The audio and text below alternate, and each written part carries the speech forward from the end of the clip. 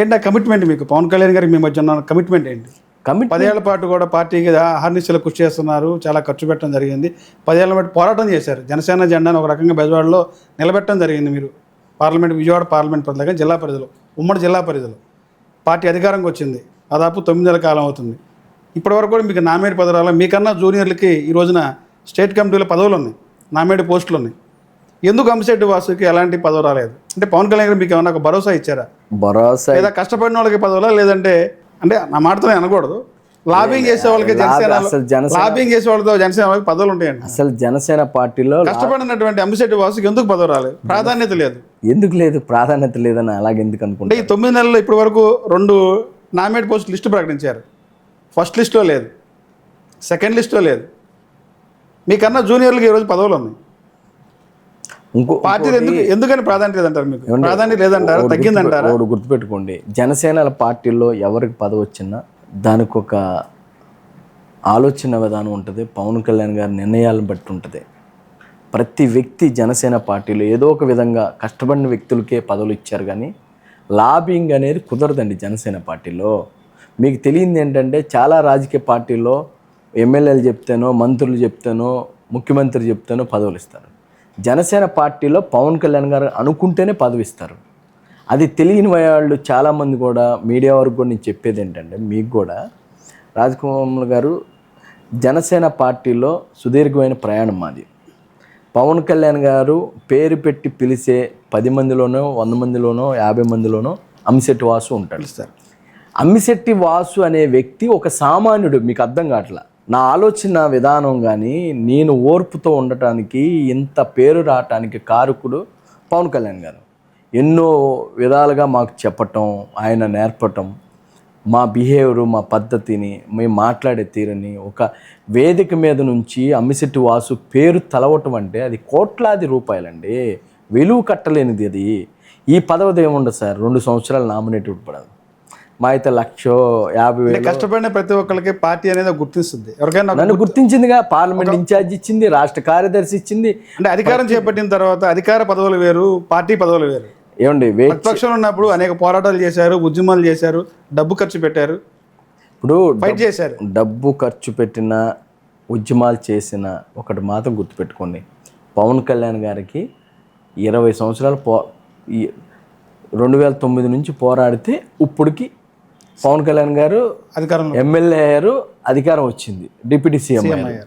గత 30 సంవత్సరాలుగా ఒక సిద్ధాంతం పెట్టుకొని ఒక ప్రజల్లో తిరుగుతూ ఎన్నో ఆటుపోట్లు తట్టుకొని ఎంతో నాలెడ్జ్ పెంచుకొని, ఒక మాట ఆలోచించండి, ఈరోజు పవన్ కళ్యాణ్ గారి మాటకి లక్షల మంది చూస్తున్నారంటే ఆయన ఆలోచన విధానం, ఆయన మాట్లాడే తీరు.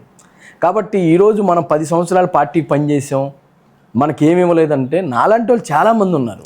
ఆంధ్రప్రదేశ్లో ప్రతిపక్ష పార్టీ సంబంధించినటువంటి నాయకులు వల్లభనేని వంశీ కానీ, పోసాని మురళయ్య కానీ ఇలాంటి వాళ్ళని అరెస్టులు అయితే చేస్తున్నారు. ఇది రాజకీయ కక్ష అంటారా? ఎలా స్పందిస్తారు దీన్ని? రాజకీయ కక్ష సాధింపు అంటారా? రాజకీయ కక్ష అంటే అరెస్టులు చేయరండి.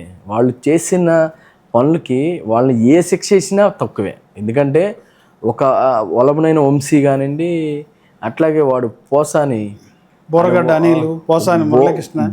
అనిలు వీళ్ళందరినీ ఎన్కౌంటర్ చేయాలి. ఎందుకంటే వాళ్ళు మాట్లాడే మాటలు ఒకసారి చూడండి, సభ్య సమాజం సిగ్గుపడే విధంగా. ఎందుకంటే మరీ భార్యల గురించి, బిడ్డల గురించి, చిన్న చిన్న పిల్లల గురించి కూడా వరస్ట్గా మాట్లాడి వీళ్ళని నాకు తెలిసి అయితే జైల్లో పెట్టి 6 నెలలు, సంవత్సరం ఉంచటం కాదండి, పబ్లిక్లో వాళ్ళకి పనిష్మెంట్ ఇవ్వాలి. ఎందుకంటే ఏ రాజకీయ పార్టీలో అయినప్పటికీ కూడా, అది జనసేన కావచ్చు, టీడీపీ కావచ్చు, వైసీపీ కావచ్చు, ఎవరైనా పర్సనల్గా ఎవరిని కూడా కుటుంబాలను టార్గెట్ చేసిన ఏ వ్యక్తిని కూడా పబ్లిక్లో ఉరిదీయాలండి వాళ్ళని. ఎందుకంటే మనం చూస్తూ ఉన్నాం, వంశీ అనే వ్యక్తి ఎలా మాట్లాడాడో ఒకసారి చూడండి. ఎన్టీ రామారావు గారి ఫ్యామిలీ అంటే ఒక పేరు ఉంది, భువనేశ్వరి గురించి గారు, అట్లాగే పోసాని అయితే వాడు ఎంత వరస్ట్గా మాట్లాడండి. బోరగడ్డ అనిల్ అసలు కాడు అద్దు వరపు ఉందండి. వాడు అసలు మనిషేనా?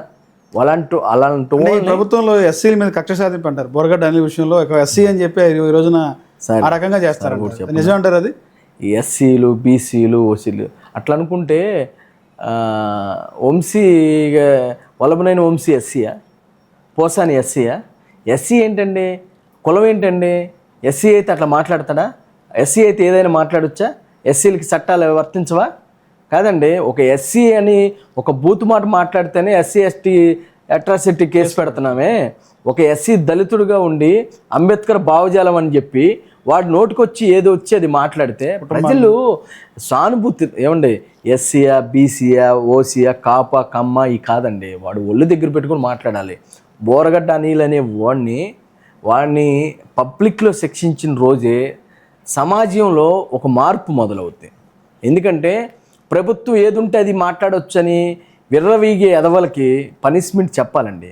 నాకైతే ఈ కేసులు పెట్టి జైల్లో పెట్టడం అనేది నాకు నచ్చలేదు. ఎందుకంటే ఇలాంటి ఎంత ఘోరంగా మాట్లాడండి అనిల్ అనేవాడు, బోరగడ్డ అనిల్ అనేవాడు ఎంత వరస్ట్గా మాట్లాడాడు. కళ్యాణ్ గారి కుటుంబం గురించి. కళ్యాణ్ గారు మంచి మానవత్వవాది కాబట్టి, ఆయన భావజాలంతో ఉన్న వ్యక్తి కాబట్టి ఇలా కేసుల వరకు పెట్టి వదిలేశారు.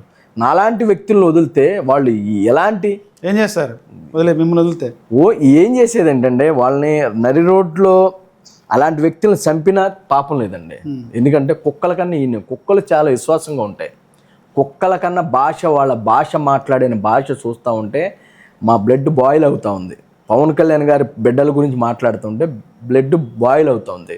మీరు అన్నట్టు మేము ఏదన్నా యాక్షన్ తీసుకుంటే ఎస్సీ, కాపు లేదంటే బీసీ ఈ కులాల మధ్య వైరం వస్తుందనే ఆలోచనతో మేము ఆగాం. కానీ ఆ రోజు మా నాయకుడు ఫ్యామిలీని మాట్లాడుతుంటే మా బాయిల్ అయిపోయింది మా బ్లడ్.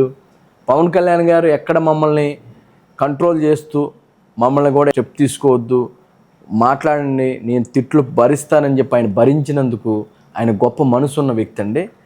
బోరగడ్డ అనిల్ మాట్లాడిన మాటలకు ఇంకో వ్యక్తి అయితే వాళ్ళని రోడ్డు మీద తిరగనీయకూడదు, చంపేసేయాలని.